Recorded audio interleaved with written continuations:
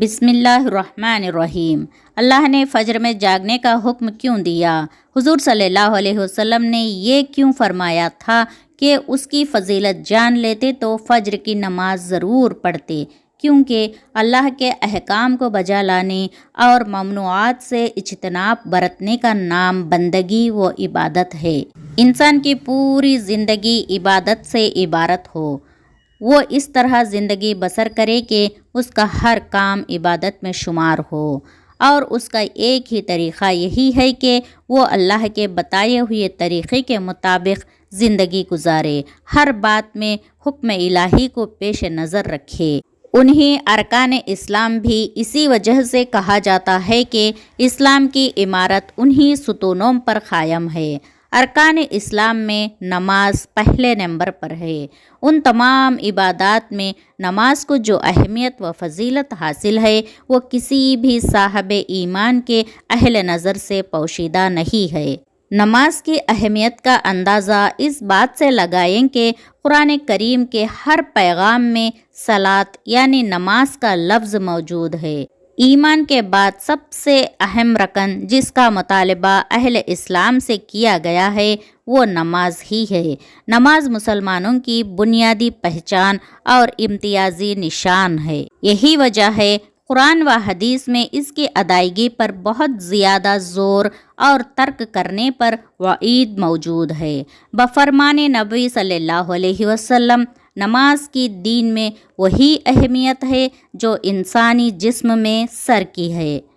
مومن اور کافر کے درمیان فرق کرنے والی چیز نماز ہے، لہٰذا جس نے اسے چھوڑا اس نے کفر کیا۔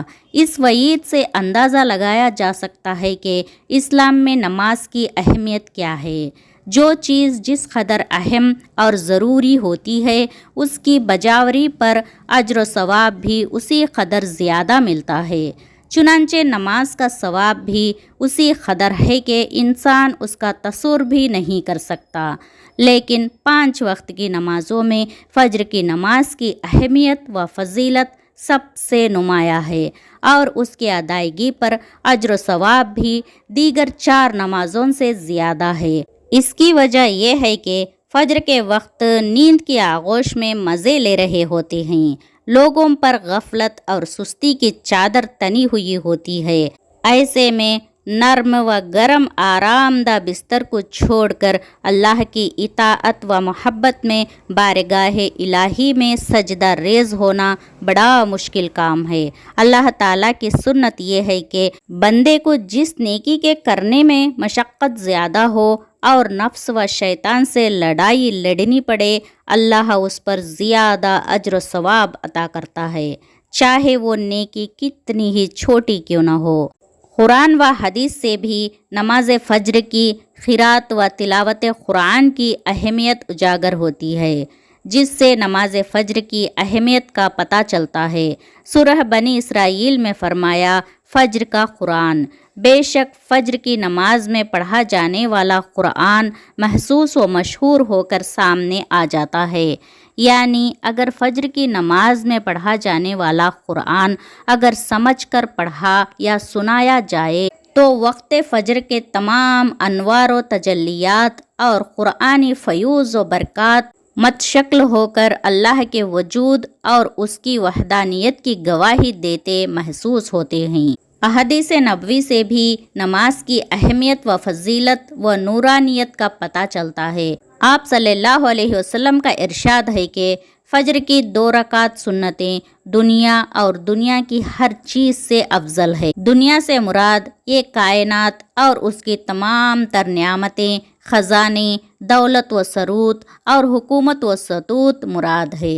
سوچئے، جب فجر کی 2 رکعت سنتوں کی یہ فضیلت ہے کہ پوری دنیا کی نعمتیں اور خزانے اس کے سامنے کچھ بھی نہیں، تو پھر فجر کے فرض کا کیا عالم ہوگا۔ صحیح مسلم کی روایت میں ہے کہ رسول اللہ صلی اللہ علیہ وسلم کا ارشاد ہے، جو شخص فجر کی نماز پڑھ لیتا ہے وہ اللہ کے ذمے میں آ جاتا ہے اور اسے کوئی بھی نقصان نہیں پہنچا سکتا۔ بخاری و مسلم کی ایک اور حدیث میں ہے کہ جس نے 2 ٹھنڈے وقت کی نمازیں یعنی فجر اور عصر ادا کر لیں وہ جنت میں داخل ہوگا۔ یعنی آپ صلی اللہ علیہ وسلم نے فجر و عصر ادا کرنے والے کو جنت کی بشارت سنائی۔ یہ ایک اور روایت میں ہے کہ رسول اللہ صلی اللہ علیہ وسلم نے فرمایا، جو شخص عشاء کی نماز با جماعت ادا کرے گا اسے آدھی رات کے قیام کا ثواب ملے گا۔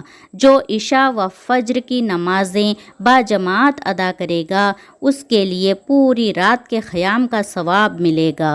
نماز فجر کی ادائیگی میں ہماری سستی و غفلت اور کاہلی و کوتاہی انتہا کو پہنچی ہوئی ہے۔ کوئی بھی موسم ہو، بقیہ 4 نمازوں کے مقابلے میں فجر میں نمازی بہت کم تعداد میں ہوتے ہیں۔ یہی حال گھروں میں خواتین کی نماز فجر کا ہے۔ فجر میں وہ اہتمام نہیں ہوتا جو بقیہ 4 نمازوں کی ادائیگی میں ہوتا ہے۔ ہم میں سے اکثر لوگوں کو ایک شکوہ ہمیشہ رہتا ہے کہ روزی میں برکت نہیں، گھر میں برکت نہیں، کتنا ہی کما لے پتہ ہی نہیں چلتا کہ کہاں گیا۔ ہر وقت کوئی نہ کوئی پریشانی رہتی ہے، کبھی بیماری تو کبھی کوئی تنگی۔ رسول اللہ صلی اللہ علیہ وسلم کی اس حوالے سے بہت ساری احادیثیں موجود ہیں جن میں رزق کی تقسیم و فراوانی اور برکت کو نماز فجر کی ادائیگی سے مشروط کیا گیا ہے۔ یہ ایک فرمان نبوی صلی اللہ علیہ وسلم کا مفہوم ہے کہ رزق تقسیم کرنے والا فرشتہ ہر صبح فجر کے وقت بندوں کا رزق لے کر زمین پر اترتا ہے، لہٰذا جو دروازہ فجر کے وقت کھلا ہوتا ہے فرشتہ اس کا رزق دروازے پر رکھ کر چلا جاتا ہے، اور جو دروازہ فجر کے وقت بند ہوتا ہے فرشتہ اس کا رزق واپس لے کر چلا جاتا ہے۔ اس حدیث میں فجر کے وقت دروازہ کھلا ہونے کا مطلب یہ ہے کہ جس گھر کے لوگ فجر کی نماز ادا کرتے ہیں انہیں ان کا رزق عطا کر دیا جاتا ہے۔ دروازہ بند ہونے سے مراد جس گھر کے لوگ نماز فجر کی ادائیگی میں غفلت کوتاہی کرتے ہیں انہیں ان کے رزق سے محروم رکھا جاتا ہے۔ ہم میں سے اکثر لوگ خاص کر فجر کی نماز اور دیگر نمازوں کو چھوڑ کر اپنے گھروں میں خیر و برکت کے لیے قرآن خوانی کروانا، آیت کریمہ پڑھانا، لوح قرآنی کے تعویذ لٹکانا جیسے کاموں کی طرف متوجہ ہوتے ہیں، لیکن اللہ کی تمام نعمتوں، برکتوں اور رزق کے دریا نماز کی ادائیگی سے ہی بہتے ہیں۔ یاد رکھیں، فجر کے علاوہ بقیہ نمازوں میں بھی خیر و برکت ہے۔ نماز فجر کی کوتاہی اور غفلت اور نماز نہ پڑھنا گھر کی نحوست کی علامت کا آغاز ہے۔ رسول اللہ صلی اللہ علیہ وسلم نے ایسے مسلمانوں کو خبیث اور منافق قرار دیا اور فرمایا کہ ایسے شخص کو میرا دل چاہتا ہے آگ لگا کر جلا دوں۔ ویورز، کبھی آپ کے دل میں یہ سوال آیا ہے کہ اللہ تعالیٰ نے ہمیں فجر کے وقت جاگنے کا حکم کیوں دیا ہے؟ کیا فجر کا وقت صرف نماز پڑھنے کا وقت ہوتا ہے یا اور کچھ راز ہے؟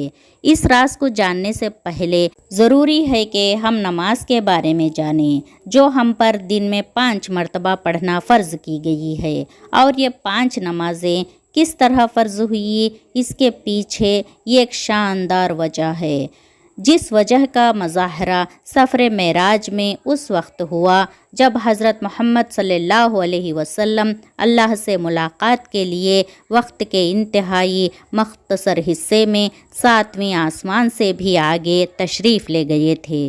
اس رات آپ صلی اللہ علیہ وسلم کو آسمانوں پر انبیاء علیہ الصلاۃ والسلام سے ملاقات کروایا، جنت و جہنم کا مشاہدہ کروایا گیا اور نیکوں کے اجر و ثواب اور بروں کے انجام و عذاب کا نظارہ کروایا۔ اس عظیم سفر میں بہت سے انعامات سے نوازا گیا، جن میں خاص انعام امت کے لیے نماز کا تحفہ بھی ہے، اور قیامت تک کے لیے انسانوں کو اپنے معبود اور خالق سے قریب تر کرنے کا عظیم تحفہ اور عبادت یعنی نماز اسی سفر میں ادا کی گئی۔ معراج کی رات جب آپ صلی اللہ علیہ وسلم کو 50 نمازوں کا حکم دیا تو حضرت موسیٰ علیہ السلام کے کہنے پر آپ صلی اللہ علیہ وسلم نے اللہ سے 50 نمازوں میں کم کرنے کی درخواست کی، اور ایسا کئی بار ہوا، یہاں تک کہ اللہ نے امت محمدیہ کے لیے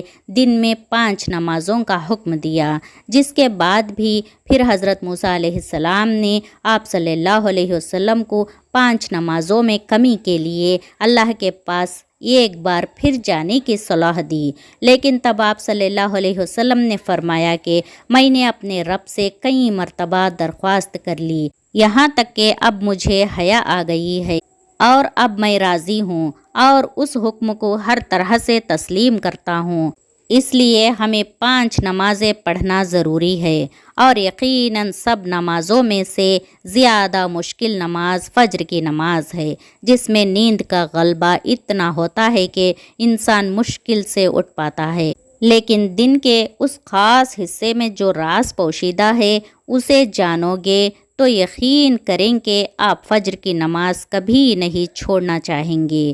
دنیا میں کئی ایسے لوگ ہیں جنہیں بے خوابی کی شکایت ہوتی ہے، جس میں وہ ساری رات سو نہیں پاتے، یعنی انہیں نیند نہ آنے کی بیماری ہوتی ہے، اور پورا دن کام کاج کر کے جب رات کو بھی سو نہیں سکتے تب کئی طرح کے ذہنی اور جسمانی بیماریاں جنم لیتی ہیں، اور اس بے خوابی کا شکار آج ہر دوسرا تیسرا انسان ہو رہا ہے، جس کی بڑی وجہ اللہ کے احکامات کو پیچھے چھوڑ کر دنیا کی رنگینیوں کے پیچھے بھاگنا ہے۔ ساری رات جاگنے کے بعد فجر کے قریب کچھ دیر نیند آ جاتی ہے، لیکن وہ نیند جسم کو پرسکون نہیں کرتی ہے، جس کی وجہ سے لوگ جاگتے جاگتے اور ہر قسم کی دوائیوں کے استعمال کے باوجود جب سو نہیں پاتے تو وہ اللہ سے یہ سوال ضرور کرتے ہوں گے کہ اے اللہ،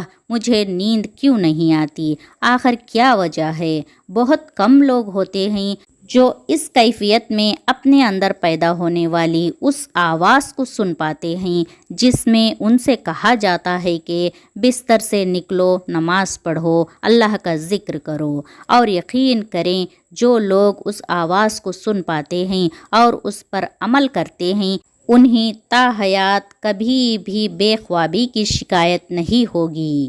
آپ صلی اللہ علیہ وسلم نے فرمایا، رات اور دن میں فرشتوں کی ڈیوٹی بدلتی رہتی ہے۔ فجر اور عصر کی نماز میں ڈیوٹی پر آنے والے فرشتے اور جانے والے فرشتے ایک دوسرے سے ملتے ہیں۔ پھر تمہارے پاس رہنے والے فرشتے جب اوپر چڑھتے ہیں تو اللہ تعالیٰ پوچھتا ہے، حالانکہ وہ ان سے بہت زیادہ اپنے بندوں کے متعلق جانتا ہے، کہ میرے بندے کو تم نے کس حال میں چھوڑا؟ تو وہ جواب دیتے ہیں کہ ہم نے جب ان کو چھوڑا تو وہ فجر کی نماز پڑھ رہے تھے، اور جب ان کے پاس گئے تب وہ عصر کی نماز پڑھ رہے تھے۔ فجر اور عصر کی نمازوں کے اوقات میں سونے سے منع کرنے کے پیچھے بھی ایک بڑی وجہ ہے، اور وہ یہ ہے کہ سائنس کہتی ہے کہ صبح سورج طلوع ہوتے وقت اور شام کو غروب ہونے سے پہلے سونا نہیں چاہیے، کیونکہ صبح کے وقت زمین پر آکسیجن بہت زیادہ مقدار میں ہوتی ہے، جس وقت ماحول تر و تازہ ہوتا ہے، اور یہ آکسیجن آپ کو دن بھر فٹ رکھنے کے لیے انتہائی ضروری ہوتی ہے۔ تو جو اس وقت سو جاتا ہے تو وہ اس تازہ آکسیجن سے محروم رہ جاتا ہے، اور عصر کے وقت زمین پر آکسیجن کی کمی ہو جاتی ہے، تو اگر کوئی سو جاتا ہے اس کو آکسیجن کی کم مقدار ہی مل پاتی ہے، جس کی وجہ سے جب وہ جاگتا ہے تو اس کے سر میں درد اور طبیعت بوجھل ہو جاتی ہے، اور یہی بڑی وجہ ہے کہ دین اسلام میں ان 2 اوقات میں سونے سے منع فرمایا گیا ہے۔ پیارے آقا صلی اللہ علیہ وسلم کی ایک اور حدیث، طلوع شمس سے پہلے اور غروب شمس سے پہلے نماز ادا کرنے والا جہنم میں ہرگز داخل نہیں ہوگا۔ نماز فجر کے بارے میں ایسے بے شمار فضائل اور بھی ہیں۔ آپ صلی اللہ علیہ وسلم کا فرمان ہے، اگر وہ لوگ عشاء اور فجر کی فضیلت کے بارے میں جان لے تو وہ ضرور بالضرور ان نمازوں میں حاضر ہوتے۔ اب آپ خود اندازہ کیجئے کہ ایک طرف ان دونوں نمازوں کی اتنی فضیلت و اہمیت ہے اور دوسری طرف ان کی ادائیگی میں کتنی سستی اور لاپرواہی بڑھتی جاتی ہے۔ اللہ تعالی ہم سب کو 5 وقت نماز پڑھنے کی توفیق عطا فرمائے اور ہمارا خاتمہ بالخیر فرمائے، آمین یا رب العالمین۔